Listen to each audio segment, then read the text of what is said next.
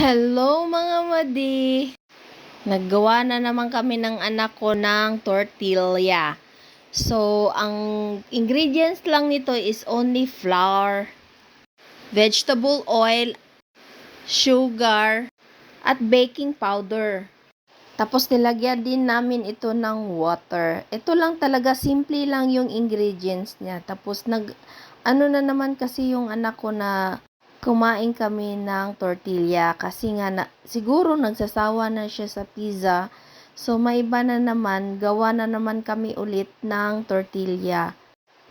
Ganito lang talaga yung paggawa niyan.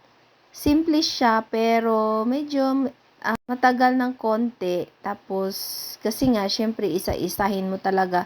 Actually sa ingredients na ito is 8 yung nagawa namin.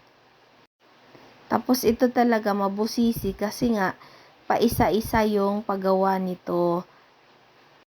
So madali lang talaga pag once na natapos na ito, ayan, magpainit kayo ng kawali, ayan. Tapos sa kanyo ilalagay yung ating dough. Tapos medyo magano na siya, magbabaw ng konti doon sa ilalim. Ayan nyo, tingnan nyo, para siya magka-create siya ng balloon dyan ng mga maliliit. Ayan no, tingnan nyo. So, babaliktarin nyo lang siya. Tapos medyo may konting brown na siya. Huwag nyo naman sunugin kasi pangit kasi yung sobrang dry. So, mahirapan kayo mag-fold ng taco. Tapos ito naman yung aming filling. Naggisa lang ako ng bawang, sibuyas. Tapos yung ground pork yung gamit namin. Pero masarap i-compare ko, masarap yung beef at saka yung chicken na flavor. Wala kaming available ngayon, so ito lang muna, ground pork.